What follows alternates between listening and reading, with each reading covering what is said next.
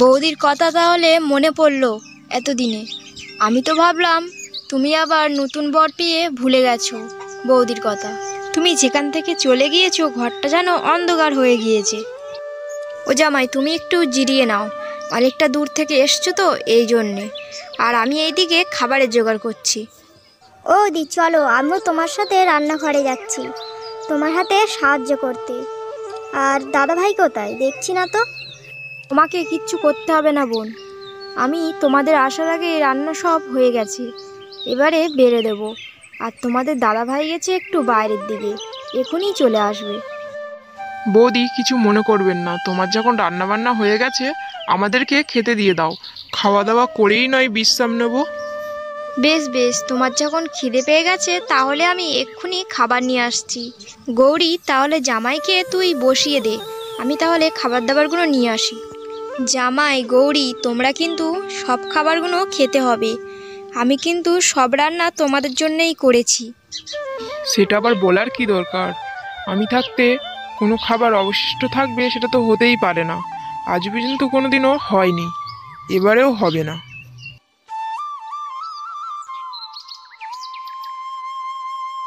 সুমিত্রা, জামাই বোন সব কি এসেছে?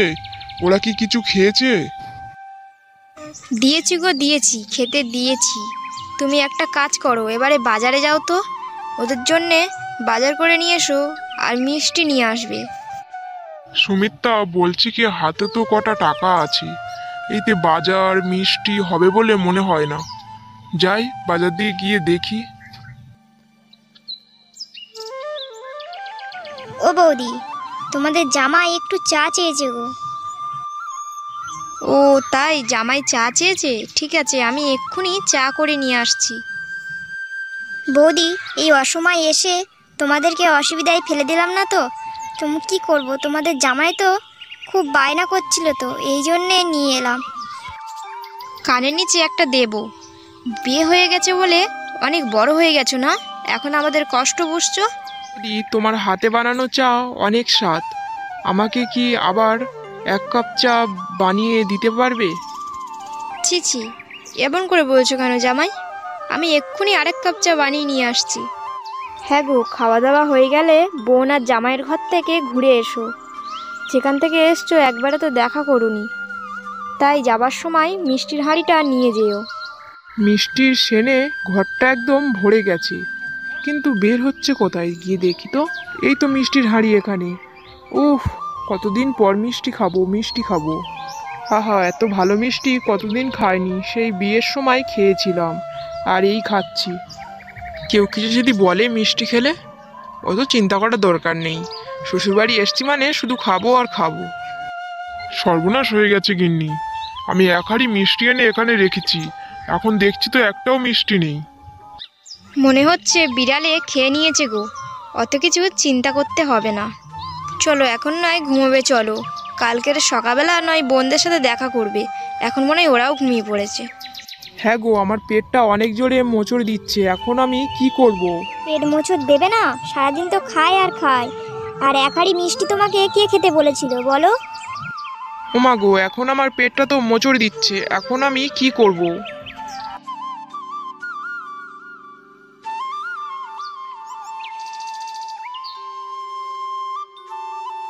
গিন্নি, আমার শরীরটা তো খুব দুর্বল লাগছে, এখন আমি কি করব? কিরে গৌরী, জামাইয়ের কি হয়েছে আর এত চেঁচামেচি কিসের? তুমি সেই দুপুরবেলা এক হাঁড়ি মিষ্টি নিয়ে আসলে, সেই মিষ্টিগুলো সব তো খেয়ে নিয়েছে একা, তাই জন্যে ওর ডায়রিয়া হয়েছে। তোমরা কোনো আর ছেলে খুঁজে পাওনি বিয়ে দেওয়ার জন্য, দেখে দেখে একটা পেটুক ছেলেকে বিয়ে দিয়েছো। আহা গৌরী, জামাইকে অমন করে বলছিস কেন? উনি তোর বর হয় না? দাঁড়া, জামাইয়ের জন্য এক্ষুনি আমি ওষুধ নিয়ে আসছি। জামাই, ওষুধটা খেয়ে নাও, এক্ষুনি ভালো হয়ে যাবে। আর গৌরী, কিছু প্রয়োজন হলে আমাকে ডাক দিবি, আমি তাহলে আসছি। গিন্নি, আমার ভুল হয়ে গেছে, তুমি আর রাগ করে থেকো না। কি করব, খাবার দেখলে লোভ সামলাতে পারি না, ওই জন্য তো খেয়ে নিই। ঠিক আছে ঠিক আছে, এখন ওষুধটা খেয়ে উদ্ধার করো দেখি, অনেক রাত পড়ে আছে, এখন ঘুমাতে হবে। কি হলো তোমার, চারিদিকে এদিক ওদিক করে ঘুরছো? সারাদিন খেয়ে খেয়ে পেটটা অনেকটা বড় হয়ে গেছে, তাই একটু হাঁটাচলা করছি, যদি পেটটা একটু কমে। অনেক হয়েছে, আর ভুঁড়ি কমাতে হবে না। চলো দেখি, তুমি আর গৌরী খেয়ে নেবে, রান্না বান্না সব হয়ে গেছে। না না বৌদি, আজকের আমি আর একা খাবো না, দাদা আসুক, সবাই মিলে একসাথে খাবো। ভূতের মুখে রাম রাম।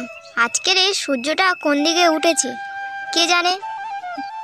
যে খাবারের কথা শুনে নিজেকে আটকাতে পারে না, সে এখন বলছে সবাই মিলে একসাথে খাবো। গৌরী, কেউ যদি শুধরাতে চায় তাহলে তাকে সুযোগ দিতে হয়। এইভাবে অপমান করতে নেই, তুই যেমন আমার ছোট বোন, এও আমার ছোট ভাই। আর ওকে কিছু বললে আমার ভালো লাগে না।